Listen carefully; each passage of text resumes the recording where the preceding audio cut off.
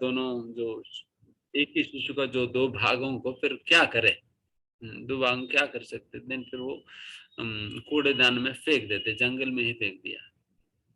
फिर क्या करे मांस की टुकड़ों को, तो फेंक दिया। फेंकने के बाद फिर चले आए बहुत दुखी होकर, बट बहुत चाह रहे थे उनके संतान हो। फिर उसी समय एक जरा नामक एक राक्षसी जो है, फिर वो मांस ढूंढते ढूंढते उस स्थान पर पहुंच जाती है,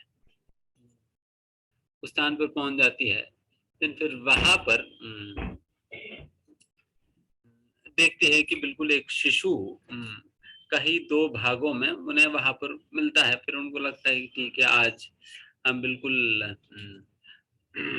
अच्छा मुलायम मांस खाने के लिए मिलेगा करके बहुत इच्छा के साथ उन शिशु को खाने के लिए जा रहे थे। फिर उन्होंने देखा कि फिर वही शिशु का दो भाग है।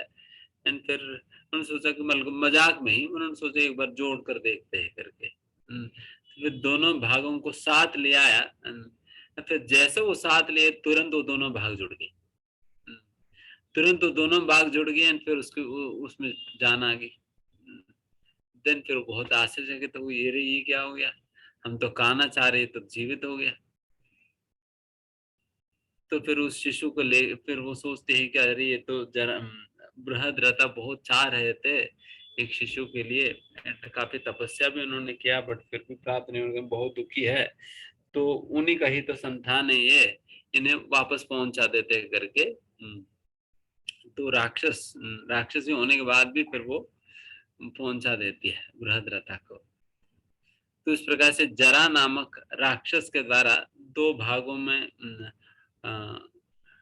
विभाजन किया हुआ शरीर को जोड़ने के कारण जरा ने संधि किया, दोनों भागों को संधि किया ना, इसलिए जरासंध नाम पड़ा उनका। जरा नामक राक्षस ने दो भागों को संधि किया तो इसलिए जरासंध नाम पड़ा उनका। तो इस प्रकार से जरासंध राक्षस वैसा राक्षस योनि का तो नहीं थे बट स्वभाव से राक्षस थे। तो फिर वैसा जरासंध राक्षस जो है फिर आगे बहुत ही शक्तिशाली राक्षस बना। वो भी जितना शक्तिशाली भीमसेन था उतना ही शक्तिशाली था जरासंध भी। 10,000 हाथियों का बल था उनमें। वैसा उस समय तीन लोगों में थी। एक तो जरासंध, भीमसेन और कीचक। ये तीन लोग समान शक्तिशाली से, तीनों के पास 10,000 हाथियों की बल था। एंड ऐसा जब इन तीनों को इस प्रकार की शक्ति दी गई तो उस समय ऐसा घोषणा की गई कि इन तीनों को कोई और मार नहीं सकते हैं। जो भी व्यक्ति दूसरे व्यक्ति को, इन्हीं तीनों में से एक व्यक्ति दूसरे व्यक्ति को जो कि पहला मारेगा वही व्यक्ति जो बचा हुआ व्यक्ति को भी वही मारने वाला है। तो इस प्रकार से तीनों के बीच में एक ये था। वही व्यक्ति जरासंध, आप लोग जानते हैं कि इस प्रकार से जरासंध को भगवान अपने एजेंट बनाकर सारा पृथ्वी को गलत प्रकार के राजाओं से मुक्त करा। इनके हर बार जरासंध के साथ लगभग 21 बार भगवान ने युद्ध किया। 21वें बार 17 बार युद्ध किए थे। 17 बार जो है जरासंध ने 21 अक्षोणी की सेना को एकत्रित करके ले आए करते थे। आप सोचे कि पूरा महाभारत के अंतर्गत 18 अक्षोणी सेना ने भाग लिया और जरासंध अकेले के पास 21 अक्षोणी सेना था। पूरा कौरवों ने पूरा दुनिया को इकट्ठा करने के बाद भी उनके पास तो केवल 11 अक्षोणी सेना रहा था। और जरासंध अकेला के पास 21 अक्षोणी सेना था। एंड वो भी एक बार जब 21 अक्षोणी सेना को एकत्रित करके ले आते थे एंड भगवान पूरा साफ कर देते थे, केवल उनको छोड़कर बाकी सभी साफ कर दिया। 21 अक्षोणी पूरा साफ कर दिया, देन उनको छोड़ देते थे, तुम जाओ तुम्हारे जान छोड़ देते, उन्हें छोड़ देते थे। एंड ये जरासंध जाके फिर दोबारा खूब मेहनत करके 21 अक्षौणी सेना दोबारा इकट्ठा कर देते हैं एंड फिर वो ले आते थे भगवान के सामने। देन कृष्ण बलराम मिलकर फिर दोबारा साफ कर दिया। देन फिर वो दोबारा गया, फिर 21 अक्षौणी दोबारा इकट्ठा किया, फिर ले आया, फिर 21 अक्षौणी सेना दोबारा साफ कर दिया। तो इस प्रकार से 17 बार 21 अक्षौणी सेना को साफ कर दिए थे भगवान। देन हम अब सोच रहे हैं ना कितने करोड़ों लोगों को उस युद्ध के अंदर मारा गया। तो वैसा जरासंध राक्षस थे। वैसे जरासंध का ही बेटी के साथ तो कंस का शादी होता है, तो इसलिए कंस मतलब बहुत प्रेम था जरासंध को। इसलिए जब पता चला कि कंस का वध भगवान श्री कृष्ण ने कर दिया, देन जरासंध बहुत गुस्से हो गए थे। इसलिए ही तो कंस जरासंध जो है बार बार भगवान श्री कृष्ण के ऊपर बदला लेने के लिए बार बार उनके ऊपर आक्रमण करने का प्रयास करते थे, क्योंकि कंस को कृष्ण ने मार दिया उसकी वजह से। यही असुरों का जीवन है, केवल कृष्ण के ऊपर बदला लेने के लिए पूरा अपना जीवन लगा दिया उसने। अगर उनसे पूछा जाए तुमने अपना जीवन भर क्या किया, मैं कृष्ण के ऊपर बदला ले रहा था, उसमें पूरा जीवन बीत गया बदला लेने में। इसलिए अवधूत ब्राह्मण कहते हैं कि वही व्यक्ति शांतिपूर्ण जीवन जी सकता है जिसने बदला लेने की भावना को छोड़ दिया हो। अगर बदला लेना चाहते हो देन पूरा जीवन को लगा देना पड़ेगा, एंड आखिर में मिलेगा भी क्या? एक अहंकार की तुष्टि हो जाएगी उस क्षण के लिए, देन फिर उसके बाद नॉर्मल नॉर्मल सी बात रहेगी। ठीक है, उस क्षण के लिए अहंकार तुष्ट हो जाएगी, फिर उसके बाद क्या होगा? कोई फायदा नहीं होने वाला।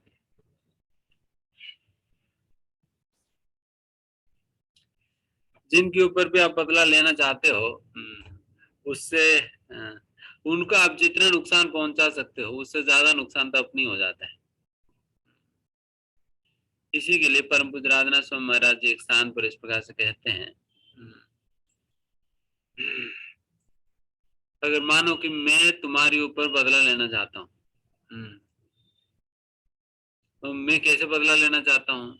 मैं एक आग की गोला जो है मैं तुम्हारे ऊपर फेंक के मैं बदला लेना चाहूंगा। तो आग की गोला मैं तुम्हारे ऊपर फेंकना है तो पहले मुझे पकड़ना होगा। पहले मैं पकड़ूंगा तब तो तुम्हारे ऊपर फेंकूंगा। जब मैं पकड़ूंगा मैं खुद जल जाऊंगा फिर पहले तो। दूसरे के ऊपर फेंकना दूर की बात, पहले तो मैं जल जाऊंगा जितना देर तक मैं पकड़ूंगा।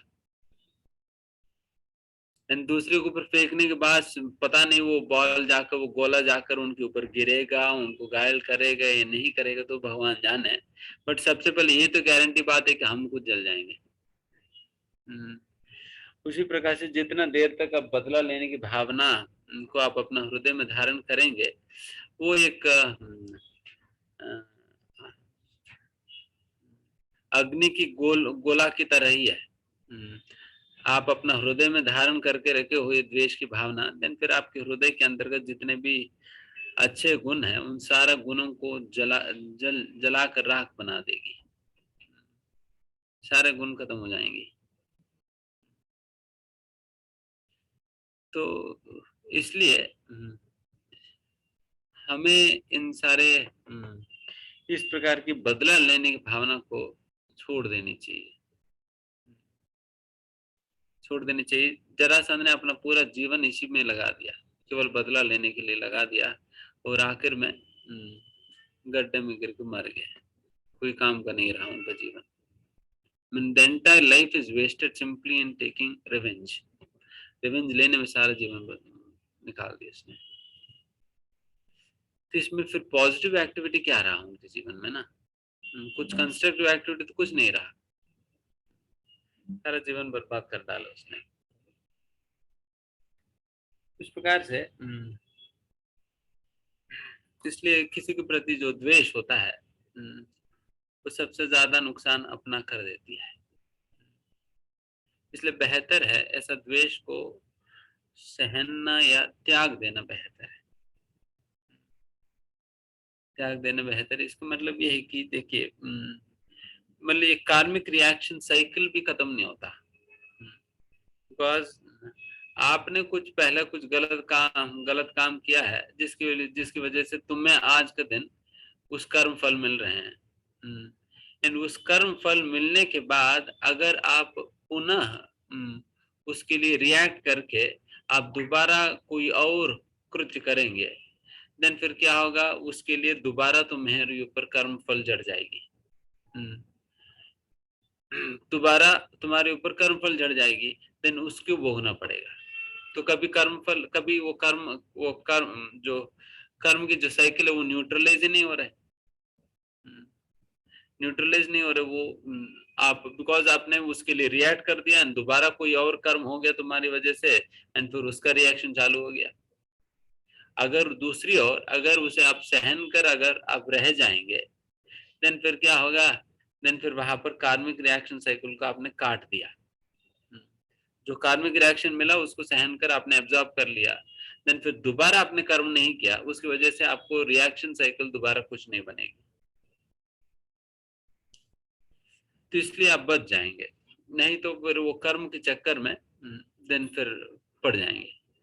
तो इस प्रकार से अनेक प्रकार के लाभ है अगर हम ये रिवेंजफुल एटीट्यूड को हम छोड़ दिया जाए, रिवेंजफुल एटीट्यूड को छोड़ दिया जाए। देखिए इसका मतलब ये भी नहीं कि दुनिया कुछ भी करेगी हम बिल्कुल स्वीकार करते ही रहेंगे या कुछ भी नहीं करनी है। रादर सबसे पहला हमें द्वेष की भावना तो छोड़ देनी चाहिए। द्वेष की भावना छोड़कर हमें एक लीगल तरीके से जिस प्रकार का भी एक्शन लेने की जरूरत पड़ता है अब एक्शन ले सकते हो, बट डिटैच्ड होकर। एक तो द्वेष की भावना छोड़ देनी चाहिए, दूसरा डिटैच्ड होकर एक्शन लेना होगा। अगर डिटैच्ड होकर एक्शन नहीं लेंगे ना, देन फिर उनके ऊपर बदला लेने के लिए ही आप अच्छा ये काम नहीं करा तो दूसरा ट्राई करेंगे, दूसरा नहीं काम करा तो फिर तीसरा, इसी प्रकार से अपना पूरा जीवन लगा देंगे उसी पे, जैसे जरासंध ने किया। रादर अगर जब हम कुछ एक्शन भी लेते हैं, यस हम लीगली अच्छा हमने ये एक्शन ट्राई किया, देन बहुत अति प्रयास हम नहीं लगाएंगे उसमें, बहुत ज्यादा ओवर एंडीवर हम नहीं लगाएंगे ना। तो इस प्रकार से समझते हुए हम अपना जीवन बर्बाद नहीं करनी चाहिए। फिर आगे बढ़ते हैं।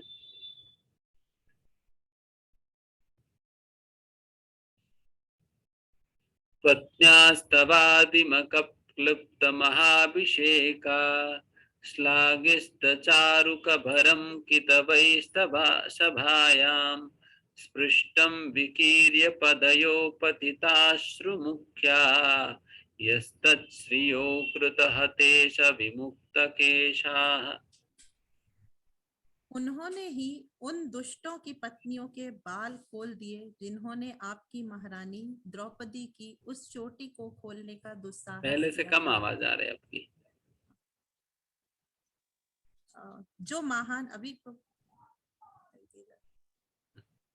जो महान राजसूय यज्ञ के अनुष्ठान के अवसर पर सुंदर ढंग से सजाई गई तथा पवित्र की गई थी, उस समय वह अपनी आंखों में आंसू भरकर भगवान श्री कृष्ण के चरणों पर गिर पड़ी थी। हरे कृष्ण। कम आ रहा है यहाँ पर भाल खोलने की बात कर रहे हैं, बिकॉज दुशासन ने द्रौपदी के प्रति अपमान किए थे या उन्हें अपमानित किए थे, उनकी बाल खोलकर उनके बालों से उन्हें खींचे थे दुशासन ने। उस गलती के कारण सारे कुरुवंश की जितने भी स्त्रियां थी, सभी लोगों को अपना बाल खोलना पड़ा। बाल खोलने का मतलब यही है कि सभी लोगों को विधवा बनना पड़ा।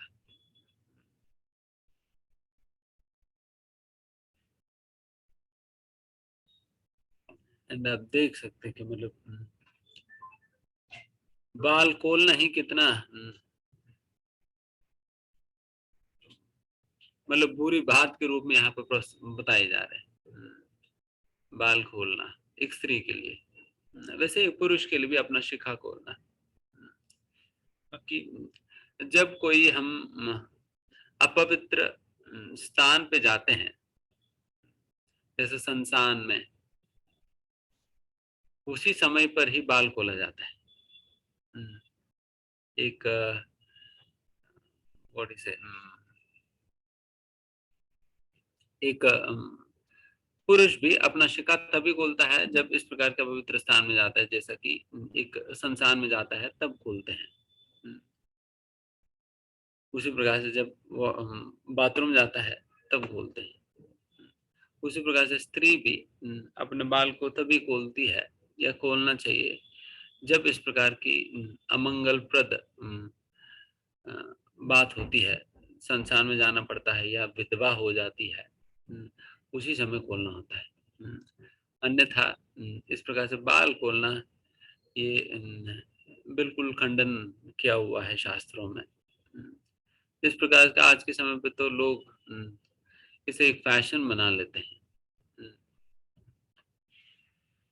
फैशन बना देते हैं, बट उन्हें पता नहीं कि ये फैशन नहीं है।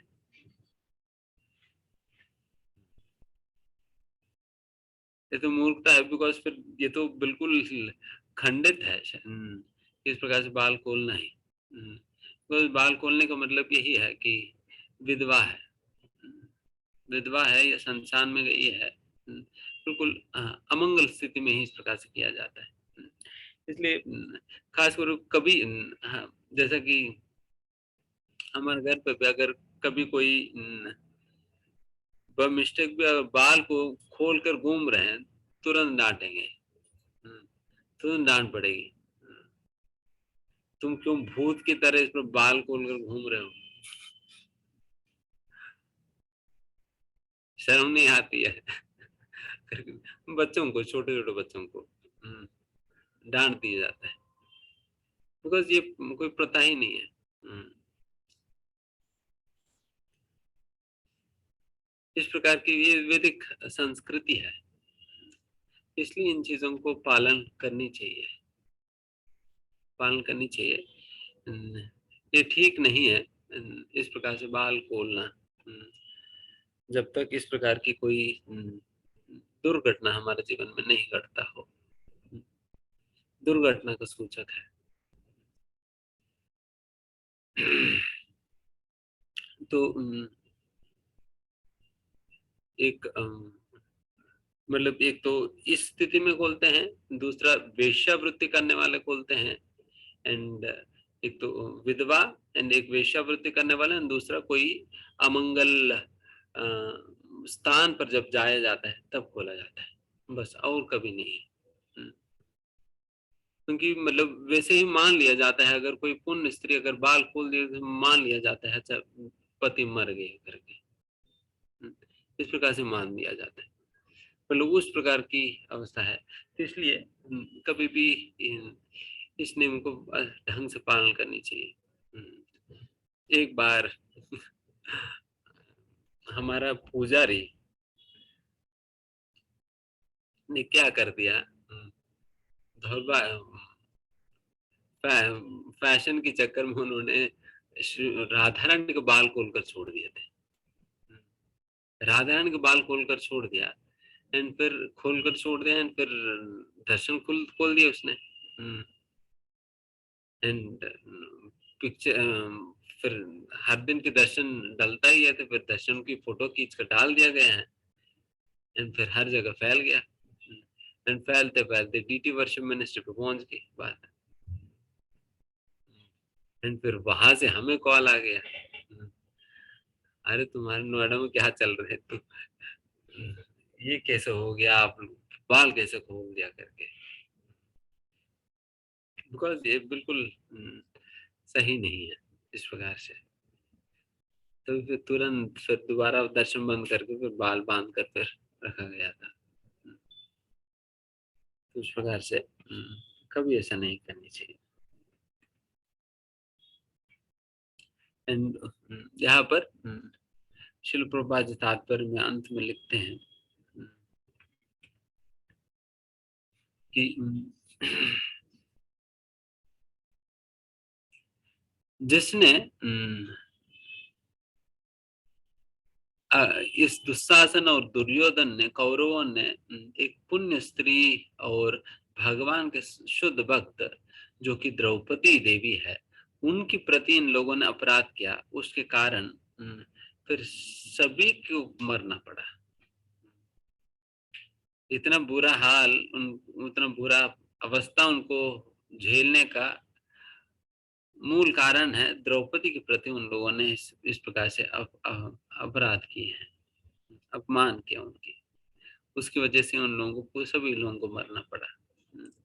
वहां प्रभुपाद लिखते हैं कि भगवान के प्रति भी अगर कोई अपराध कर लेता है, देन फिर भगवान उसे सहन लेते हैं, कोई बात नहीं करके उसे सहन लेते हैं। बट अगर भगवान के भक्तों के प्रति अगर कोई अपराध करेगा, देन भगवान उसे क्षमा नहीं करेंगे, उसे क्षमा नहीं करेंगे। जैसे कहा जाता है ना, हरिस्ताने अपराधे तारे हरिना। अगर भगवान श्री हरि के प्रति कोई अपराध हो भी जाता है, देन भगवान के नाम लेते लेते वो सेवा अपराध जो है माफ कर दिया जाता है। अगर वही भक्तों के प्रति अगर कोई अपराध करेगा, तो मस्ताने अपराधे नहीं परित्राण। अगर आपके प्रति अगर कोई अपराध हो जाते हैं, वैष्णव आपके प्रति अगर कोई अपराध हो जाता है, देन भगवान कभी क्षमा नहीं करने वाले हैं। इसलिए भक्तों के साथ जब भी हम व्यवहार करते हैं, बहुत ही सतर्कता पूर्वक हमें कार्य करनी चाहिए, बहुत ध्यान रखनी चाहिए, कभी भी किसी भी परिस्थिति में हमसे उन भक्तों के प्रति कभी अपराध ना हो। खास करके वरिष्ठ भक्तों के प्रति। बोले इसका मतलब ये नहीं कि आपने साथ वालों को लात मारेंगे, उनके प्रति भी अपराध नहीं करनी चाहिए, बट विशेष ध्यान रखनी चाहिए वरिष्ठ भक्तों के प्रति। उनकी, वैसा कहा जाता है कनिष्ठ भक्तों के प्रति अगर अपराध करे तो वो पाप के अंतर्गत गिना जाता है, पाप के रूप में गिना जाता है। अगर वही वरिष्ठ भक्तों के प्रति जब हम अपराध करने लगेंगे, जब मध्यम उत्तम अधिकारी भक्तों के प्रति अगर अपराध करे, देन फिर हमारे भक्ति में बाधा बन जाता है। कनिष्ठ उनके प्रति करेंगे तो पाप हो जाएगी, बट वही अगर उत्तम अधिकारी या मध्यम अधिकारी के प्रति करेंगे, तो देन फिर वो भक्ति में बाधा हो जाएगी, भक्ति रुक जाता है, भक्ति रुक जाता है, देन ये बहुत बड़ा प्रॉब्लम हो जाएगी भक्ति के लिए। इसलिए खास करके उन लोगों के प्रति बहुत ही ध्यान पूर्वक हमें व्यवहार करनी चाहिए, ताकि हमसे किसी प्रकार का अपराध ना हो। वैसे अपराधों में सबसे खतरनाक और गंभीर अपराध है अवज्ञा, अवज्ञा करना। गुरु चाहते कुछ एंड हम करते कुछ और, दिन ये अवज्ञा होगी। तो इसलिए इस प्रकार की अवज्ञा से हमें बचना होगा। गुरु जैसे चाहें उस प्रकार से करनी होगी, करनी चाहिए। एंड इसमें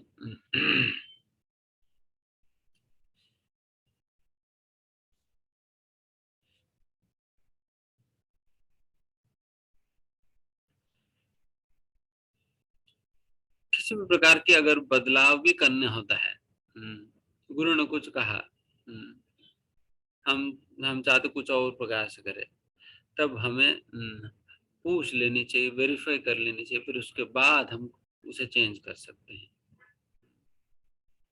अन्यथा जिस प्रकार से कहा गया उस प्रकार से हमें चलनी चाहिए। निश्चित रूप से ऐसा पूछने में कोई गलती तो नहीं है, पूछ सकते हैं, कोई दिक्कत नहीं है उसमें, वो कोई अपराध नहीं है। बट अपने मन गणित रूप से पूछे बिना अपने मन गणित रूप से कर लेने, ये गलत है, ये गलत है। तो इसलिए इस प्रकार से करनी चाहिए। हालांकि वे भी कहा जाता है कि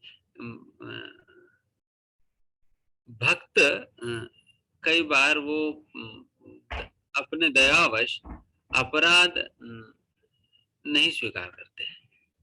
वो कहते हैं, "प्रभु जी, कोई बात नहीं प्रभु जी, कोई बात नहीं, वैसे गलती से हो गया होगा, छोड़ दो, कोई दिक्कत नहीं", वो कह देंगे। बट समस्या है कि वो इस प्रकार से कहने के बाद भी अपराध हमारे पीछे ही पड़ेगी, वो छूटता नहीं। वो कह तो देंगे कि कोई बात नहीं प्रभु जी, अपराध नहीं हो, कोई दिक्कत नहीं, कोई बात नहीं, छोड़ दें, ऐसा कह देंगे। बट फिर भी ये जो अपराध की फल हमारे पीछे ही पड़ेगी। कहा जाता है कि हो सकता है कि भक्त हमें क्षमा कर दे, बट भक्तों को जो चरण धूलि है वो नहीं छोड़ने वाली है, वो नहीं छोड़ेगी। तो फिर क्या समाधान है? क्यों छोड़ेंगे नहीं? क्योंकि ना भगवान छोड़ेंगे नहीं, भक्त क्षमा कर देंगे बट भगवान क्षमा नहीं करेंगे। अरे तुम मेरे भक्त के साथ ऐसा करते हो, देखो तुम्हारे साथ में क्या करूंगा, पकड़ कर झाड़ देंगे हमें। तो भगवान नहीं छोड़ेंगे, भगवान जो उस भक्तों के चरण धूल नहीं छोड़ेगी, तो फिर करे क्या? यही उपाय है, उनकी सेवा करना, उनकी सेवा कर करके उन्हें प्रसन्न करना, उनकी सेवा कर करके उन्हें प्रसन्न करेंगे तो धन माफ होगी, वो पूर्ण रूप से संतुष्ट हो गया। उन सेवक खूब सेवा की आपने, संतुष्ट हो गया, धन माफ होगी, अन्यथा नहीं होने वाली। अगर उस प्रकार से आपने खूब प्रयास करने के बाद भी मान लो कि वो उसने क्षमा नहीं की, फिर भी उसने क्षमा नहीं किया, तब आप हरिनाम प्रभु से प्रार्थना कर सकते हो, हरिनाम प्रभु क्षमा कर देंगे उस केस में। बट आप सीधा जाकर हरिनाम प्रभु से ही प्रार्थना कर लेंगे, देखो मैंने इनके प्रति अपराध कर दिया, माफ कर दो, दिन उल्टा अपराध होगी। तो उल्टा अपराध होगी। आपने अपराध, जैसे कि अम्बरीश महाराज के प्रति दुर्वास मुनि ने अपराध किया और माफी मांग रहे विष्णु से, विष्णु भगवान से। विष्णु भगवान ने कह दिया, अरे यहाँ पर काम नहीं चलेगा, आप सीधा अम्बरीश महाराज के पास जाकर पहले उनसे क्षमा मांगो, फिर उसके बाद देखेंगे। तो उस प्रकार से विष्णु भगवान ने स्वीकार नहीं किया उनकी प्रार्थना। उसी प्रकार से हरिनाम प्रभु भी स्वीकार नहीं करते। अगर आपने उस वैष्णव से खूब क्षमा मांगा, सेवा किया, हर प्रकार से प्रयास किया उनसे क्षमा मांगने का, बट फिर भी किसी कारणवश उस वैष्णव से क्षमा नहीं किया, या मान लो कि वो वैष्णव जिनके प्रति आपने अपराध किया वो वैष्णव बिल्कुल उपलब्धि नहीं है, वो तो मर गया, वो कहीं और कोई और देश चले गया, कभी मिलेंगे नहीं, उस प्रकार की अवस्था हो गया, देन भी आप हरिनाम प्रभु से प्रार्थना कर सकते हो, माफी मांग सकते हो, तब क्षमा हो सकते हैं, मतलब असलियत में पश्चाताप के साथ, नहीं तो फिर नहीं होगा। यहाँ पर तो पूरा का पूरा कुरुवंश जलकर राख बन गया, केवल द्रौपदी के प्रति अपराध करने के कारण, द्रौपदी के प्रति अपराध करने का। द्रौपदी भी महासाध्वी है, परम भक्त है भगवान की।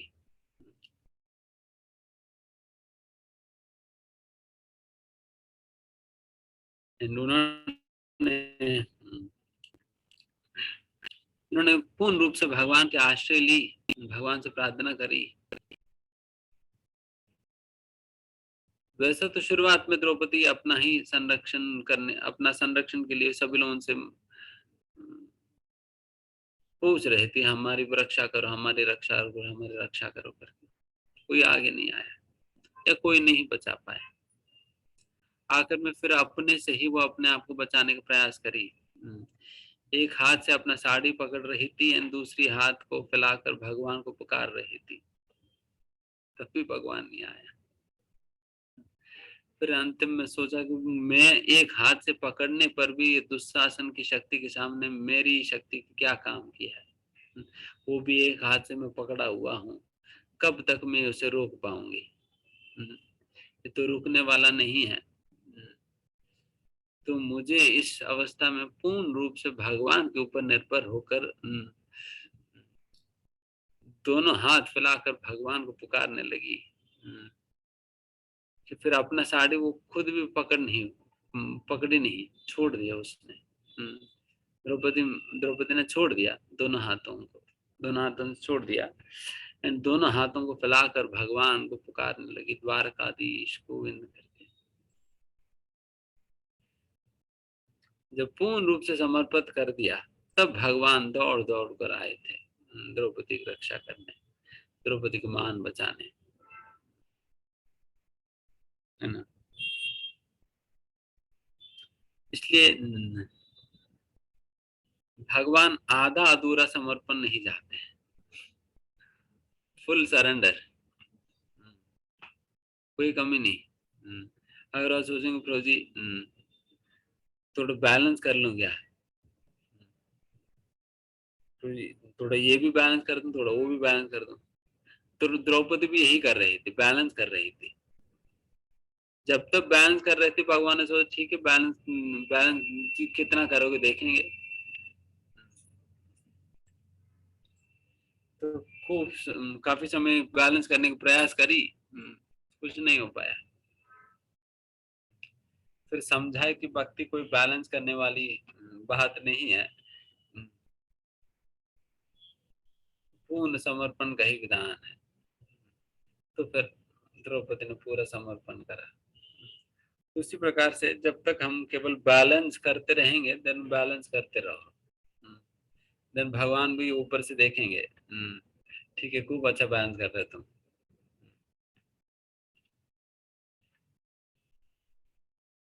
तो फिर जिम्मेदारी हमारे ऊपर छोड़ देंगे भगवान, ठीक है बैलेंस करो, मैं देखता रहूंगा। फिर जब आप बैलेंस करने वाली बात छोड़कर जो भगवान का आपने समर्पित करा, देन भगवान संभालने लगेंगे।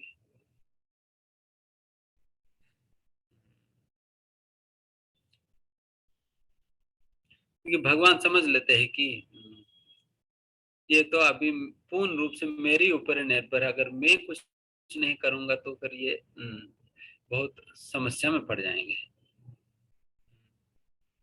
इनका कोई और नहीं है बचाने वाला, जो कुछ भी अगर करना है तो मुझे ही करना होगा। तो ये बात समझते हो, भगवान उन्हें बचाने आते हैं। जब लोग अपना खुद का ही रक्षा की व्यवस्था खुद ही बना लेते हैं, देन फिर भगवान ठीक है तुम अपना बना ही रहे, तो फिर मेरा क्या जरूरत है, तो मेरा क्या जरूरत है, मेरा कोई काम ही नहीं है। तो ऐसा हो जाता है। तो यहाँ पर द्रौपदी तो भगवान ने तब तक रक्षा दिया नहीं जब तक द्रौपदी ने पूरा समर्पण नहीं करा। या दूसरी ओर ये भी समझ सकते हो कि everything that is happening in with Draupadi, जो कुछ भी द्रौपदी के साथ हो रहा था, वो सारा कुछ द्रौपदी को पूर्ण समर्पण की ओर ही ले जा रही थी।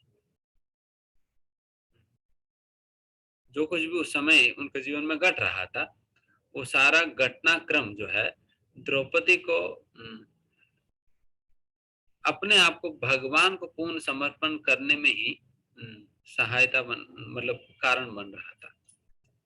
तो उस प्रकार से ही हमारे जीवन में भी जिस प्रकार का भी घटनाक्रम है, they all subsequently lead us to full surrender. They are all meant to subsequently lead us to full surrender.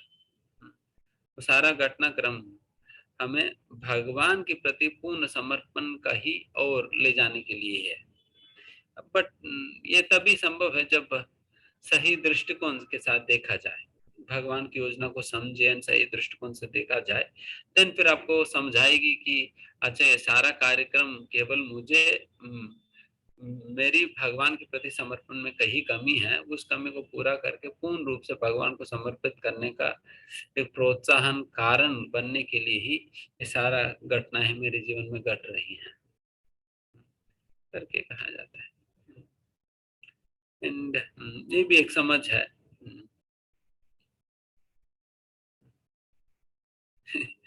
भगवान एक न एक समय में बिल्कुल निस्सहाय अनुभव करा देते हैं। बेटा तुमने जितना भी इंतजाम तुमने अपने आप करा है ना, सारा फेल है, सारा फेल है। तो इस प्रकार से बिल्कुल निस्सहाय बना देते हैं। जैसे द्रौपदी ने कितना ऑप्शन ट्राई करी, द्रोणाचार्य से, भीष्म देव से, अपने पतियों से और खुद से, फाइनली हर प्रकार के ऑप्शन उन्होंने ट्राई करा, सब कुछ फेल हो गया। तो इस प्रकार से निस्सहाय बना देते हैं। और निस्सहाय भगवान को भी इसलिए बनाना पड़ रहा है बिकॉज हम पूर्ण रूप से भगवान के ऊपर निर्भर नहीं हो रहे,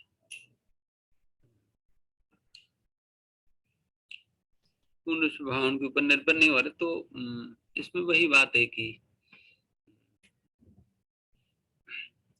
if you do not surrender, then Krishna will mercifully make us surrender. If you do not surrender voluntarily, अगर हम अब खुद से भगवान को समर्पित नहीं करेंगे, then भगवान कृपावश हमें समर्पण करने में मजबूर करेंगे। तो यही काम है। बट बात ये भी है कि सभी के ऊपर कृपा नहीं होगी, सभी के ऊपर कृपा नहीं होगी, इसलिए आप चिंता करने की जरूरत नहीं है। अरे हमारे ऊपर कृपा, द्रौपदी जैसा कृपा हमारे ऊपर बना हो जाए, वैसा कृपा सभी को नहीं मिलने वाली है। बहुत सिंसियर भक्तों को ऐसा कृपा मिलेगी, सिंसियर भक्तों के कृपा मिलेगी। प्रभुपाद जी बताते हैं इसके विषय में एक तात्पर्य में। वो व्यक्ति जो कि भक्ति में बहुत सिंसियरली, सीरियसली आगे बढ़ना चाहता है, बट किसी कारणवश कुछ आसक्ति उनके जीवन में रहेगी, आसक्तियां रहेगी, वो आगे तो बढ़ना चाह रहे बट आसक्तियां रहेगी।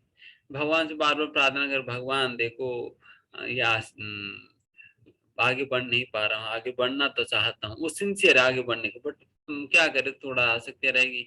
देन भगवान देन सिजेरियन ऑपरेशन करेंगे, देन वो काट डालेंगे। ठीक है, यही है ना, आपको पकड़ कर रखी है, ये आसक्ति है ना, ठीक, कोई बात नहीं, मैं काट दूंगा। देन सीजर लाते हैं, टक, काट दिया। तो फिर थोड़ा सा दर्द होता है, क्या करें, ऑपरेशन है, थोड़ा सा दर्द होता है, बट काम हो जाता है, तो आसक्ति से निकल जाएंगे आप। बट बात है कि देखिए, आसक्ति हम खुद ही छोड़ लिया होते हैं ना पहले, देन ऑपरेशन करने की जरूरत भी नहीं पड़ता भगवान को। बट हम पकड़ कर बैठे हैं, तो फिर भगवान के इंटरफियर होना पड़ रहा है, क्योंकि एक और हम आगे बढ़ना भी चाह रहे हैं, दूसरी ओर पकड़ कर बैठे हैं, तो फिर भगवान को सीजर लाना पड़ रहा है। तो फिर देख लेना कि भगवान को सीजर की जरूरत देंगे, भगवान की सीजर की काम को काम देंगे या काम देने की जरूरत नहीं है। तो यही काम बात है। तो आसक्ति, उस प्रकार से द्रौपदी का जीवन से हम समझ सकते हैं सारे बातें। Prabhupada लिखते हैं कि by insulting a great soul one has to forgo all the results of pious acts and benedictions also। एक महात्मा के प्रति अपराध करने से एक व्यक्ति ने जितना भी पुण्य कमाया है, वो सारा कुछ खो देगा, सब कुछ खत्म हो जाएगा। इसे कभी भी शुद्ध भक्तों के प्रति अपराध नहीं करनी चाहिए। यो नो जुगोपवनवेत्य दुरंत कृच्छ्रात् दुर्वाससो रचितादयुताग्रभुक्यः कन्नशिष्टमुपयुज्य जतस्त्रिलोकीं तृप्ताममंस्तसलिले विनिमग्नसंगाः। हमारे वनवास के समय 10,000 शिष्यों के साथ भोजन करने वाले दुर्वासा मुनि ने हमें भयावह संकट में डालने हेतु हमारे शत्रुओं के साथ मिलकर चाल चली। उस समय उन्होंने, भगवान श्री कृष्ण ने, जूठन ग्रहण करने मात्र से हमें बचाया था। इस प्रकार उनके भोजन ग्रहण करने से नदी में स्नान कर मुनि मंडली ने अनुभव किया कि वह भोजन से पूर्ण रूप से संतुष्ट हो गई और तीनों लोग भी संतुष्ट हो गए। हरे कृष्णा। ये स्टोरी तो जानते हैं आप सभी लोग, अक्षय पात्र वाला स्टोरी। एक बार दुर्वास मुनि दुर्योधन के पास जाते हैं। वहां पर दुर्योधन दुर्वास मुनि से देखो कहते हैं कि देखो पांडवों के पास जाओ, वहां पर तुम्हारी 10,000 शिष्यों को लेकर जाओ, वो लोग खूब अच्छा खिलाएंगे तुम्हें। दुर्वास मुनि मतलब दुर्योधन को पता था कि लोग जो है फिर जंगल में रह रहे, उनके पास कुछ भी नहीं है, फिर दुर्वास मुनि अपना 10,000 शिष्यों को लेकर जाएंगे तो फिर ये लोग कहाँ से खिलाएंगे। देन फिर अल्टीमेटली इनके नहीं खिलाने की वजह से अल्टीमेटली हो सकता है दुर्वास मुनि जो है उन्हें शाप दे दें। तो इसलिए दुर्वास मुनि से शाप दिलाना था। उसी के लिए ये दुर्योधन ने ये ट्रिक प्ले किया कि दुर्वास मुनि को पांडवों के पास भेजने का। तो फिर दुर्वास मुनि पहुंच गए थे, अपना 10,000 शिष्यों को लेकर पांडवों के पास पहुंच गए।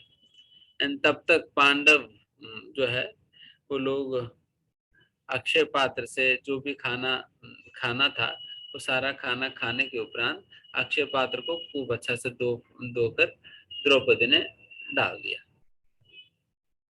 और डाल ये होने के बाद ये पहुंचे थे, क्योंकि अक्षय पात्र की यही है कि जब तक उन्हें पूरा धो नहीं जाएगी तब तक जो है अक्षय पात्र चाहे कितना भी अन्न आप उसे निकालना चाहते हो उतना उससे निकलेगी। बट एक बार धोकर द्रौपदी ने लास्ट में खाने के बाद, द्रौपदी खाने के बाद उसे धोकर एक बार रख देने के बाद फिर दोबारा नहीं देगी, फिर दोबारा अगले दिन ही। तो वैसा है। तो द्रौपदी ने उस दिन खा लिया, फिर सभी लोग खाने के बाद फिर द्रौपदी ने भी खा लिया। द्रौपदी खाने के बाद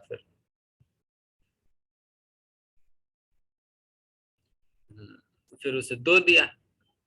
देन फिर उतने वो दुर्वास मुनि पहुंचे, तो वो दुर्वास मुनि कहा कि देखो फिर हमें खाना है। दुर्वास मुनि को मना करेंगे तो ये भी बहुत प्रॉब्लम है, शाप दे देंगे। तो मना भी नहीं कर सकते हैं और खिला भी नहीं सकते, खिलाने के लिए कुछ है भी नहीं। एंड मना भी करेंगे तो शाप दे देंगे, तो फिर क्या करे। तो फिर द्रौपदी फिर उन्होंने सोचा कि ठीक है पहले कह देते हैं कि ये नहा कर आ जाए, फिर नहा कर आने के जब तक आएंगे थोड़ा समय तो लगेगा, उतने में देखते हैं क्या क्या हो सकता है। एंड वो भी एक आध लोग नहीं है, 10,000 लोग हैं, कहाँ खिलाएंगे। फिर दुर्वास मुनि फिर अपना शिष्यों को लेकर नहाने गए थे। फिर इतना में द्रौपदी दुखी थी, फिर सभी पांडव परेशान थे, अभी क्या करे क्या करे। देन उतने में फिर उन लोगों ने भगवान कृष्ण का स्मरण किया। तुरंत भगवान कृष्ण वहां प्रकट हो गए थे। एंड भगवान कृष्ण से पूछा, कहा कि देखिए ऐसा ऐसा परिस्थिति है तो हमें क्या करनी है अभी। देन भगवान कृष्ण ने कहा कि देखो मुझे कुछ तो खिला दो, मुझे कुछ खिला दो एंड आपकी काम हो जाएगी। फिर द्रौपदी ने कहा कि अभी जितने लोग आए उन्हीं को खिलाने का कुछ है नहीं, तुम एक्स्ट्रा आ गया अभी। हम आपको फिर अलग से कहाँ खिलाएँगे? फिर वही लोग जो आए थे उनको क्या कैसे खिलाएँ? हम आपसे पूछने जा रहे हैं और आप कह रहे हैं कि हमें भी खिला दो। तो फिर कृष्ण ने कहा कि अरे हमारे कोई इतना बड़ा कोई डिमांड नहीं है, आप कोई एक दाना भी क्यों ना हमें खिला दो, उतना भी खिला दो, हम संतुष्ट हो जाएँगे। तो अपन नहीं फिर ये कहाँ से मिले? एक दाना भी नहीं, अभी सारा मैंने बहुत अच्छा से धो धो कर मैंने रख दिया। तो भगवान नहीं, नहीं कहीं न कहीं कोई न कोई कोने पे तो एक दाना तो होगा, देख लेना। क्योंकि सही से धोया नहीं। सही से धोया नहीं तो भगवान को पता चला कि दाना रह गया होगा। द्रौपदी ने ढूँढा तो मिला एक दाना। एक दाना मिल गया, फिर उस दाना को फिर भगवान को दे दिए थे। लेकिन भगवान ने वो खा लिया। भगवान खाते ही भगवान संतुष्ट हो गए थे। भगवान संतुष्ट हो गया तो फिर क्या, यस्मिन तुष्टे जगत तुष्टि ही। यस्मिन तुष्टे, जिनको संतुष्ट करने से पूरा जगत संतुष्ट हो जाता है। और ऐसा भगवान को खिलाने से पूरा जगत को खिलाने के बराबर हो जाएगी। तो इसलिए भगवान को खिलाने पे भगवान संतुष्ट हो गए, इसलिए फिर सारा जगत संतुष्ट है। तो इसका मतलब दुर्वास मुनि और उनके साथ 10,000 शिष्य भी संतुष्ट है। तो उस समय भगवान ने कहा कि देखो भीमसेन, तुम सभी लोगों को बुला कर लाओ, तब तक हम कुछ खान पान की व्यवस्था कर लेते हैं। जाओ बुला कर लाओ। वो मना भी करेंगे ना, फिर भी जबरदस्त चिल्लाओ। फिर भीमसेन को भेज दिया और भीमसेन वहीं से चिल्ला चिल्ला कर पुकार रहे थे, दुर्वास मुनि, दुर्वास मुनि। दुर्वास मुनि उस समय नहा रहे थे और पान मतलब उसी समय ही उनको बिल्कुल डकार आने लगी। सभी लोगों को डकार आ रहा था, सभी लोगों को डकार आ रहा था, सभी लोग पेट भर गया। फिर दुर्वास में समझ नहीं आया ये क्या हो रहा है, सभी लोग डकार ले रहे हैं। फिर पूछा तो सभी लोग कह रहे दुर्वास में देखो हमारा पेट भर गया, गुरु महाराज हमारा पेट भर गया, पेट भर गया। तो फिर दुर्वास ने कहा, अरे पेट भर गया कैसे होगा, अभी तो उनको कहा 10,000 लोगों को खाना बना देने के लिए, हम नहीं जाएंगे तो फिर सारा खाना बर्बाद हो जाएगी, सारा खाना बर्बाद है। सब नहीं, हम सभी लोग जाना है। सभी लोग नहीं नहीं महाराज जी हम नहीं जा पाएंगे, पूरा पेट भरा हुआ। 3 बार डकार आ गया। क्योंकि वैसा कहा जाता है ना, पहले बार डकार आने पे ही खाना बंद कर देनी चाहिए। मतलब जितना आपको खाना चाहिए उतना हो गया। दूसरी बार मतलब सेकंड सिग्नल आ गया, तीसरी मतलब ओवर हो गया। तो वो तीसरा डकार तक हमें खाना नहीं चाहिए। इसलिए हम खाना उतना खाना चाहिए जितने में आपको पहले वाला डकार आ जाए बस। कई लोगों को गैस की वजह से खाने के पहले डकार आ जाता है। वो हिसाब में नहीं है, वो हिसाब में नहीं है, वो छोड़ देना। बट जो जनरल लोगों की बात कर रहे हैं हम।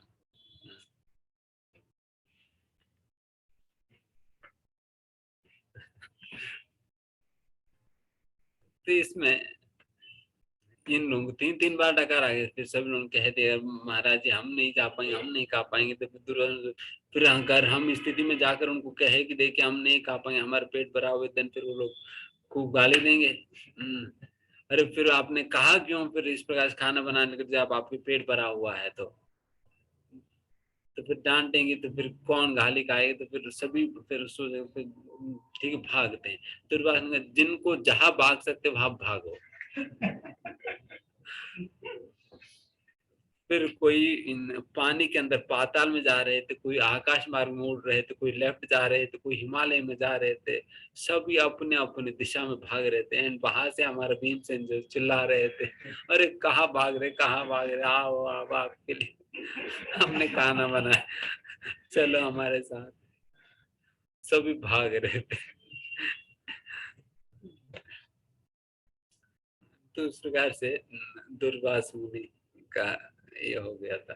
दिन फिर फाइनली भीमसेन वापस आया। कहा कि देखो फिर इस प्रकार से सभी लोग चले गए करके। तो इस प्रकार से वो उस विपत्ति से भगवान नहीं बचाए तुम्हें, सभी लोगों को, नहीं तो बहुत बवाल हो जाता उस समय। दुर्वास मुनि कुछ न कुछ शाप दे देते हैं। तो वही बात यहाँ पर याद कर रहे थे।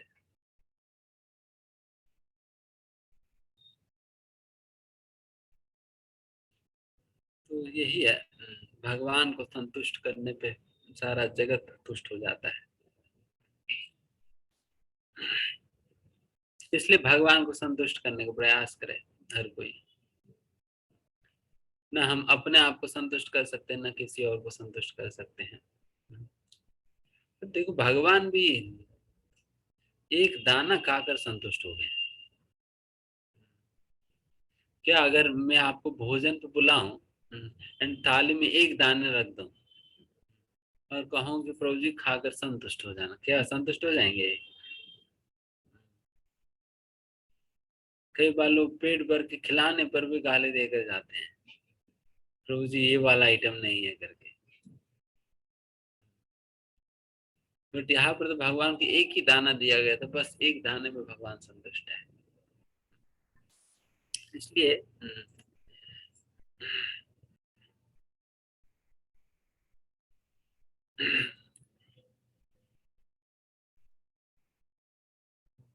the only person who could be easily satisfied in this entire creation is Krishna.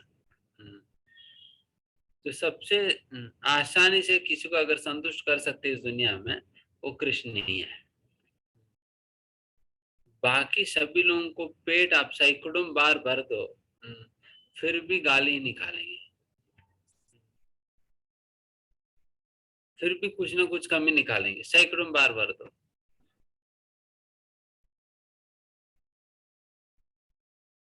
है ना? वही भगवान को अगर भक्त्या उपहृतम, अगर भक्ति के साथ आप कुछ भी अर्पण करना, उसे भगवान ग्रहण कर लेते हैं एंड उसी अर्पण से भगवान संतुष्ट हो जाते हैं। Simply with that simple offering, उतना सरल ऑफरिंग से भगवान संतुष्ट हो जाते हैं।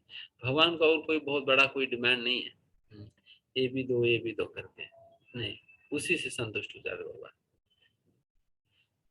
इसलिए जो व्यक्ति इतना आसानी से संतुष्ट हो जा सकता है, क्या जा सकता है, उस व्यक्ति को संतुष्ट करो ना। बाकी दुनिया को संतुष्ट करने के प्रयास में क्यों लगे हैं? वो तो वैसे भी संतुष्ट नहीं होंगे, वैसे भी कोई संतुष्ट नहीं होने वाला है। इसलिए हम अक्सर कहते हैं ना कि अगर आप किसी और भगवान के अलावा किसी को भी आप संतुष्ट करने का प्रयास करेंगे, देन क्या परिणाम होगा? फ्रस्ट्रेशन, फ्रस्ट्रेशन ही आएगी, क्योंकि आपने पूरा जान लगा दिया। वो तो अभी भी कह रहे कि और कुछ है क्या, बस इतना ही है, तो सारा हवा निकाल देगा। तो इसलिए हमें भगवान को संतुष्ट करने का प्रयास करनी चाहिए, ना कि किसी और को। एक बात यहाँ समझ सकते हैं।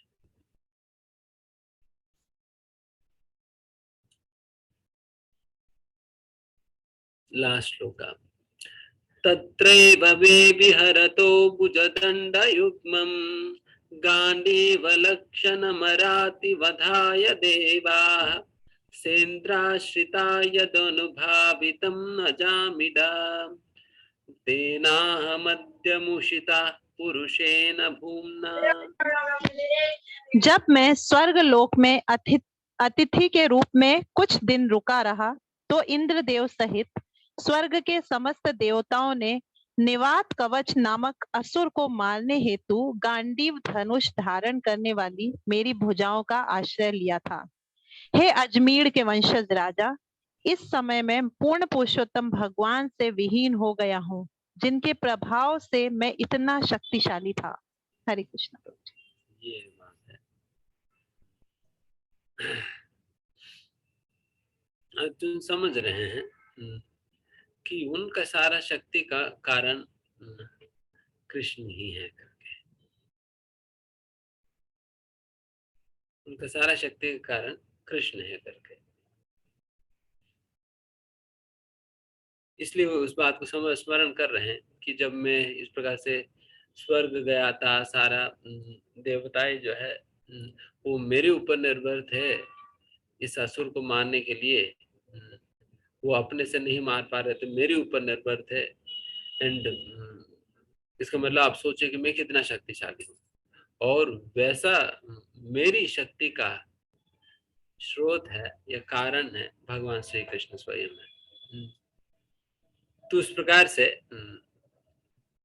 हम चाहे कितना भी बुद्धिमान शक्तिशाली कुछ भी हो, हमेशा इस बात को ध्यान रखना चाहिए, बलम बलवताम चाहम, भगवान कहते हैं गीता में, बलवान लोगों के अंतर्गत बल में हूँ, बुद्धिर बुद्धिमताम चाहम, बुद्धिमान लोगों का बुद्धि में हूँ, तेजस तेजस्विनास्मि, दो शक्तिशाली लोगों में शक्ति में हूँ। तो सारा कुछ भगवान है। तो इसलिए हमें जो भी काम करने का जो भी क्षमता, शक्ति, बुद्धि इत्यादि जो कुछ भी मिलता है वो भगवान का ही देन है। ये बात समझते हुए जो भी कोई भी कार्य संपन्न करने का क्रेडिट भगवान को ही देनी चाहिए। अगर आपसे कुछ महान कार्य संपन्न हुआ है, देन भगवान को क्रेडिट देनी चाहिए, भगवान के पास ही हुआ है करके। एंड ये केवल मुंह से ही नहीं कहना है, बल्कि हमें ऐसा ऐसा आंतरंगिक भावना भी ऐसा होनी चाहिए कि यस, भगवान ने ही किया है, भगवान ने कराया है, हमें एक माध्यम बनाकर भगवान ने कराया है। तो देखिए, कोई भी कार्य करने के लिए हम तो इसी शरीर बुद्धि का ही प्रयोग करते हैं ना। इस शरीर और बुद्धि को प्रयोग करते हैं। तो अभी प्रश्न है कि शरीर और बुद्धि कहाँ की है, किसने दिया है? किसने दिया? शरीर और बुद्धि, सारा कुछ भगवान खुद कहते हैं। भूमिरपो नलो वायुर्कम मनो बुद्धिरेव च अहंकार में भिन्ना प्रकृति रष्टता। ये जो 8 तत्व है, ये 8 तत्व है, मन बुद्धि अहंकार भी मिलाकर, ये सारा का सारा मेरा प्रकृति है। भिन्ना प्रकृति रष्टता, मेरी प्रकृति है।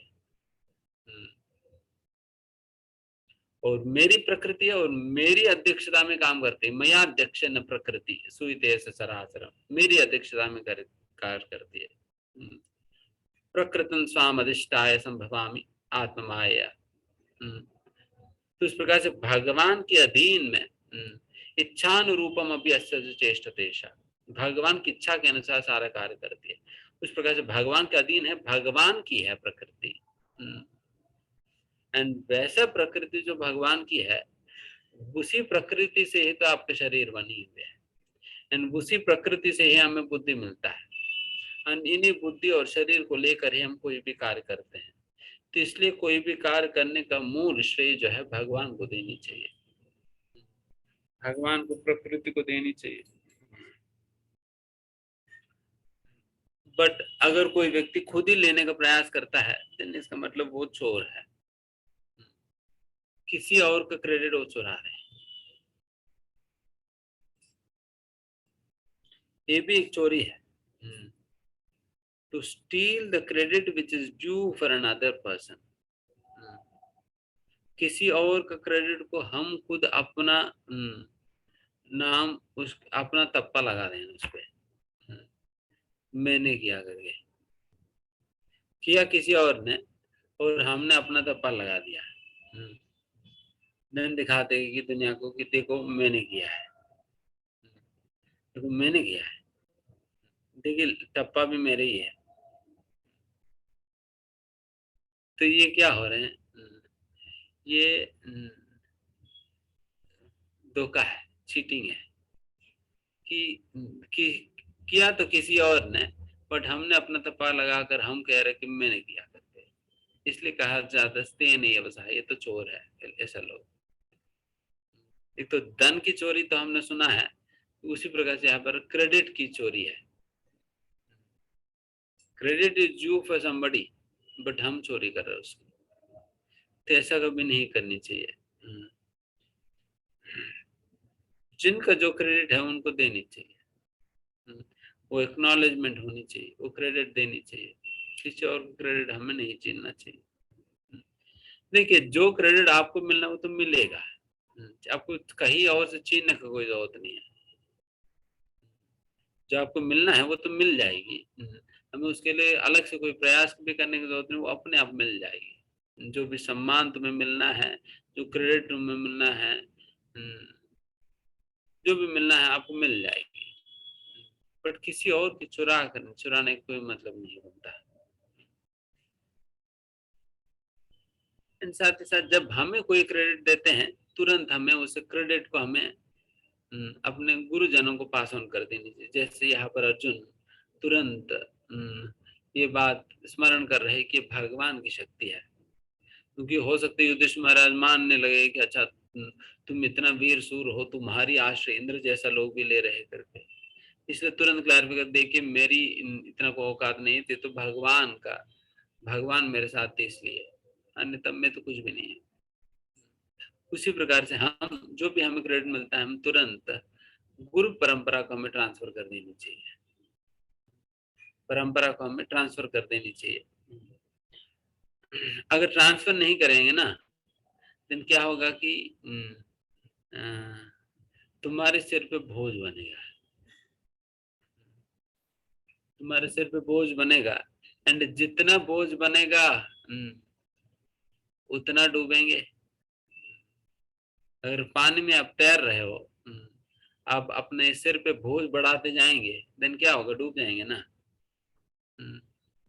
तो उसी प्रकार से ये क्रेडिट वाला बोझ भी ऐसे ही है, अब बोझ बढ़ाते जाएंगे देन फिर डूब जाएंगे। इसलिए क्रेडिट को पास ऑन कर देनी चाहिए गुरुजनों को, ठीक है। लोगों को ये नहीं लगता है कि बोझ है, इसलिए अपने पास रखते हैं, बट समझना होगा कि बहुत बड़ा बोझ है। अगर समझेंगे कि बोझ है, देन फिर आप दूसरे को दे देंगे, प्रो जी थोड़ा जरा पकड़ लेने, ये मैं बस आ रहा हूँ वॉशरूम होके, हम उन्हें दे देंगे। बट हमें नहीं लगता है कि बोझ है, देन हम खुद ही पकड़ कर रखेंगे, तो जी आपका भी दे देना, मैं पकड़ता हूँ। 10 अभी 10 लोगों को लेकर बैठे हैं, इसलिए डूब रहे हैं। तो इसलिए बात तो प्रो जी ये क्रेडिट मेरी नहीं है, तो तुम्हारी लो, ये गुरु महाराज ये तो आपका है, आप ही ले लीजिएगा। तो हम पास ऑन कर देना चाहिए, अपने पास कुछ नहीं रखना है, कोई श्रेय नहीं रखना है, सारे गुरुजनों को, वैष्णवों को, वरिष्ठों को दे देनी चाहिए। हम क्या करना, हम खाली रहें, सेवा करो, खाली रहो, सेवा करके हमें क्रेडिट अन्यों को देकर हम खुद खाली रहना चाहिए, तभी बच पाओगे, तभी तैर पाएंगे, नहीं तो बहुत मुश्किल हो जाएगी तैर पाना। एंड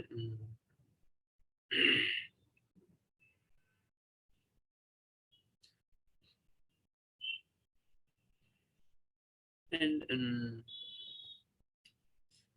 तो इस प्रकार से हम कोई भी इस प्रकार से कार्य करते हैं, इसलिए हम अपने लक्ष्य हमें क्लियर कर लेनी चाहिए। My only goal is to please my superiors, मेरा लक्ष्य तो यही है कि मुझे अपना गुरुजनों को, वरिष्ठों को मुझे प्रसन्न करनी है, मुझे प्रसन्न करनी है। इसलिए देन फिर व्यक्ति अगर कोई सेवा भी करेगा, प्रचार भी करे, कोई भी कार्य करेगा, देन फिर वो इंडिपेंडेंटली नहीं करेगा, वो कभी कभी मतलब काफी इंक्लूसिव तरीके से करेगा, इंक्लूसिव तरीके से करेगा, बिकॉज वो अपने आप को एक स्वतंत्र क्या कहते हैं, इंडिपेंडेंट कर्ता, स्वतंत्र कर्ता के रूप में नहीं मानेगा, बल्कि वो ये हमेशा अपने आप को अपने वरिष्ठों के ऊपर निर्भर रहते हुए वो कार्य संपन्न करेगा। ये सारा लक्षण है। कोई क्रेडिट अपने पास रखने वाला, क्रेडिट देने वाला, जिससे पता चल जाए, काम करते वक्त पता चल जाएगी। और कोई इंडिपेंडेंटली कार्य कर रहे हैं, इसका मतलब वो दुकान बना रहे हैं, अपना दुकान बना रहे हैं, दुकान खोल रहे हो, तो उसमें क्रेडिट कमाना चाहते हैं वो। अगर फिर वो इंक्लूसिव तरीके से काम कर रहे हैं, तो इसका मतलब दुकान गुरु की है, वो काम नौकर है, काम कर रहे हैं। नौकर क्या करेगा, दिन भर मेहनत करेगा और शाम को जाते वक्त जो है दुकान मालिक के पास छोड़कर चले जाएगा, कुछ नहीं लेगा, मालिक के पास छोड़कर चले जाएगा। उसी प्रकार से हमें काम करनी चाहिए। हमें मेहनत तो खूब करनी चाहिए, खूब प्रचार करनी चाहिए, खूब सारे सेवा करनी चाहिए, बट जो भी रिजल्ट आता है गुरु के चरणों में समर्पित कर दिया और चलेंगे आगे। जिस प्रकार जितना विरक्त रूप से एक नौकर जो है दिन भर नौकरी करने के बाद शाम को सारा छोड़कर चले जाता है। प्रभुपाद जी अक्सर ये उदाहरण देते बैंकर की।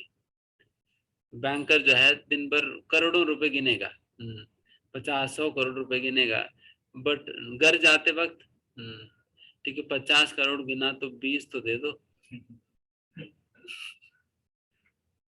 बिल्कुल टिफिन बॉक्स खाली जा रहे हैं,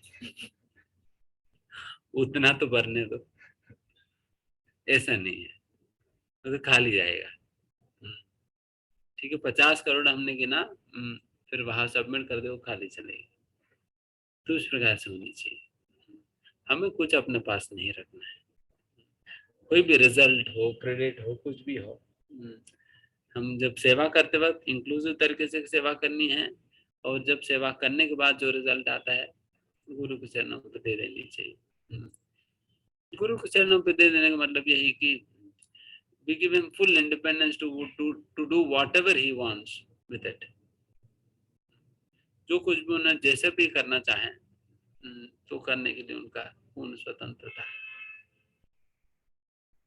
इस प्रकार से ठीक है, यहाँ समाप्त करते हैं। किसी कोई प्रश्न है तो पूछ सकते हैं। हरे कृष्ण हरे कृष्ण कृष्ण कृष्ण हरे हरे हरे राम हरे कृष्ण माता जी, अनम्यूट करके प्रश्न पूछ सकते हैं। हरे कृष्णा प्रभु जी। हाँ हरे कृष्ण माता जी। प्रभु जी एक ये क्वेश्चन पूछना था, जैसे दुर्वासा ऋषि के बारे में बताया, तो बताते हैं जो साधु संत होते हैं उनको तो क्रोध नहीं आता, तो उनको इतना क्रोध क्यों आता था? हाँ दुर्वास मुनि। देखिए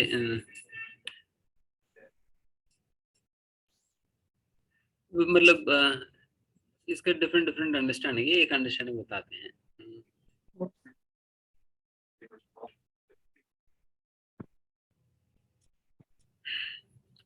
दुर्वास मुनि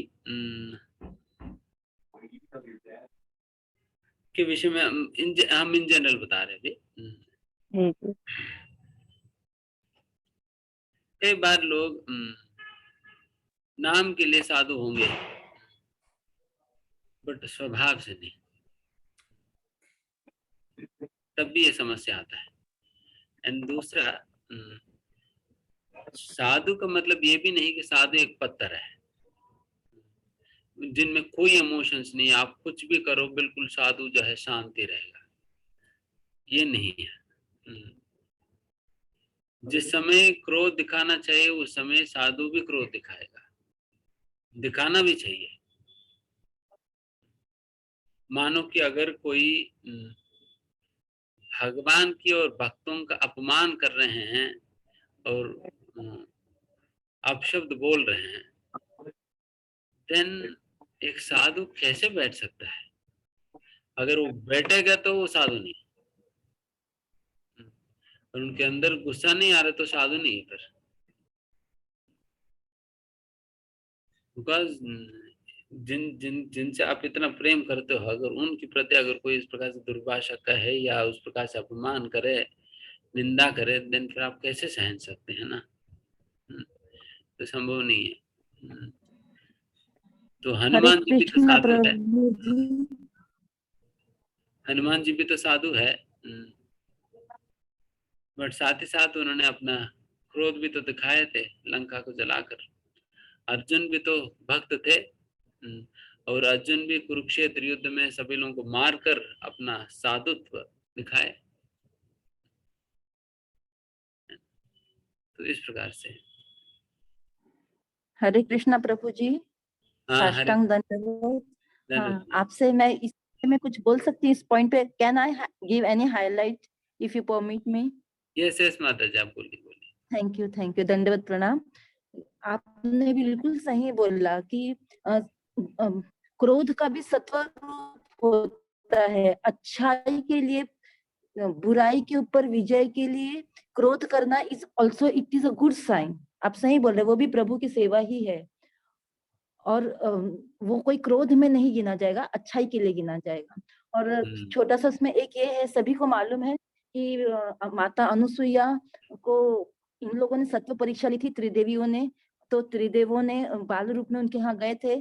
तो जब ब्रह्मा जी, विष्णु जी और ये आए तो ब्रह्मा जी चांद बन के वहां पर चले गए, आकाश में चले गए, और फिर रह गए अपने शंकर भगवान जी महादेव। तो वो दुर्वासा ऋषि का उन्होंने रूप लिया, तो वो भी जाने लग गए।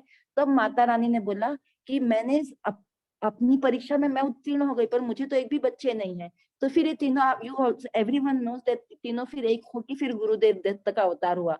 तो वो क्रोध माँ का दुर्वासा ऋषि में भी थोड़ा सा हेरिडिटरी इस तरीके से आ गया, एडॉप्शन। थैंक यू प्रभु जी, दंडवत प्रणाम। धन्यवाद। यस, और किसी का? यस, पुनीत प्रभु। हरे कृष्णा प्रभु जी, प्रणाम। हरे कृष्णा प्रभु जी। हाँ, धन्यवाद। यस प्रभु जी। प्रभु जी, मेरा ये प्रश्न था, जैसे आपने बताया कि वो अगर किसी डिवोटी के प्रति अपराध हो जाता है तो भगवान उसको क्षमा नहीं करते। तो देखा जाता है कि हम लोग जैसे डिवोटी एसोसिएशन में आते हैं तो बेकार मतलब इंटेंशनली नहीं, पर मतलब मन में विचार आ सकता है किसी के प्रति कोई द्वेष का या वैसे, तो उसके लिए भी हमारे को पनिशमेंट झेलनी पड़ती है। और उससे बचा कैसे जाए, क्योंकि ये तो बहुत बहुत सटल चीज हो गई। मतलब इससे बचना, जिस एज में हम जी रहे हैं, तो काफी डिफिकल्ट लगता है कि हम किसी के साथ जुड़े हैं और कुछ भी नेगेटिव थॉट नहीं आ रहा उस व्यक्ति के प्रति, तो कैसे बच सकते हैं? डेफिनेटली ये मन में इस प्रकार की गलत प्रकार के विचार आना, ये भी देखिए, मन में किया हुआ पापों का कोई गिनता, मतलब उसका कोई प्रभाव नहीं पड़ता, उसको कोई फल नहीं होता मन में किया हुआ पापों का। बट मन में किया हुआ अपराधों का तो होता है, अपराधों को होता है, बट उसकी मात्रा कम होगी, उसकी मात्रा कम होगी। इसलिए मतलब इस मन में आने वाले अपराधों से निवृत्त होने के लिए सबसे पहले हम स्थूल रूप से जो हम अपराध करते हैं वहां से निवृत्त होना होगा पहले। तो भगवान तो कहते हैं ना, अगर काम को नियंत्रण करना है तो शुरू करना चाहिए इंद्रियों से। इंद्रियान्यादो, इंद्रियों से शुरू करना होगा। आदि शुरू, स्टार्टिंग जो है इंद्रियों से करना पड़ेगा। मतलब ग्रॉस लेवल पर हम अपराधों से बचना होगा, देन फिर धीमे धीमे धीमे आप सटल लेवल पर जा सकेंगे। सीधा सटल लेवल पर चीजों को खत्म कर पाना बहुत मुश्किल है। पहले ग्रॉस लेवल पर खत्म करिए, देन फिर धीमे धीमे आप सटल लेवल पर भी आप चीजें ठीक कर सकते हो। एंड सटल लेवल पर तब तक आप प्रयास करते रहना कि जब भी कोई नेगेटिव विचार आता है तुरंत उसे कुछ न कुछ पॉजिटिव बात सोचकर उसे, उस विचार को रिप्लेस करना पड़ेगा। उस विचार को हटाने का प्रयास करेंगे तो नहीं होगा। तो विचार को रिप्लेस करना होगा। विचार को रिप्लेस करने का मतलब है कि आप अपना मन को उस समय उस विचार से डाइवर्ट करना होगा दूसरी और विचार पे, कोई और विचार पे ही डाइवर्ट करना पड़ेगा, खाली नहीं बैठ पाएगी मन। तो दूसरे विचार पे आप डाइवर्ट करिए। मान लीजिए किसी के विषय में गलत आप सोच रहे हैं, तो उन्हीं के विषय में अच्छा सोच, मतलब फोर्सफुली आप उसी के विषय में अच्छा सोचने लगिए। उन्होंने क्या अच्छा किया, ये भी सोच सकते हो। बिकॉज ऐसा भी तो नहीं कि एक व्यक्ति पूरा का पूरा ही खराब है, उनमें एक भी अच्छा गुण नहीं है, ऐसा भी तो नहीं है। तो जितना अच्छे गुण उतना तो सोचिए, जो नहीं है हम उसे गिन रहे हैं, जो है वो भी तो देखा जा सकता है। तो उस प्रकार से आप सोचेंगे तो बच जाएंगे, समझ रहे हैं ना। बट पहले ग्रॉस लेवल पर शुरू करिए, एंड दूसरा मन में जो भी नेगेटिव विचार आ रहे हैं उसे रिप्लेस करिए। ये दोनों अभी से शुरू कर सकते हैं, फिर धीमे धीमे आप निकल जाएंगे उस अवस्था से। ठीक है, thank you so much Prabhu जी। धन्यवाद। ओके, पुरंदरा श्रीमद् भागवतम की, श्रील प्रभुपाद की जय। Hare Krishna. Thank you very much Prabhu ji. Prabhu ji का हमें आप एक बार धन्यवाद करेंगे महामंत्र के साथ। सब लोग एक साथ बोलेंगे महामंत्र। हरे कृष्णा कृष्णा कृष्णा हरे हरे, हरे राम राम राम हरे हरे। राम राम हरे हरे।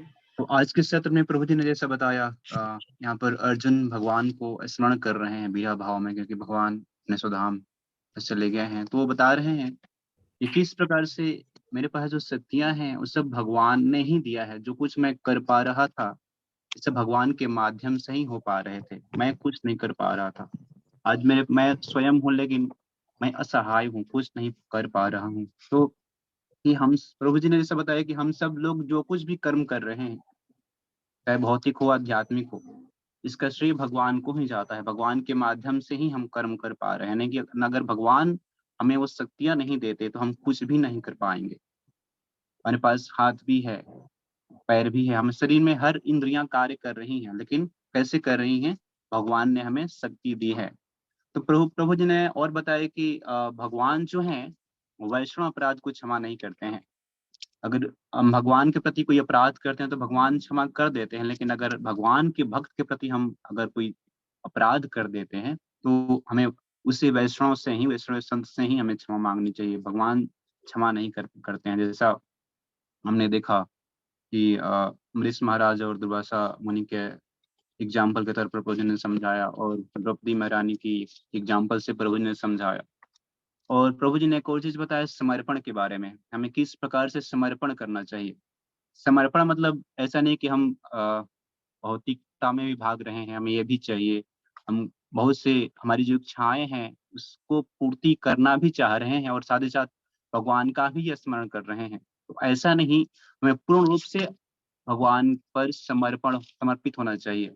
जैसे द्रौपदी महारानी दोनों हाथ उठाकर भगवान के प्रति अपनी समर्पणता को व्यक्त किया, तभी भगवान उनकी मदद करने के लिए आए।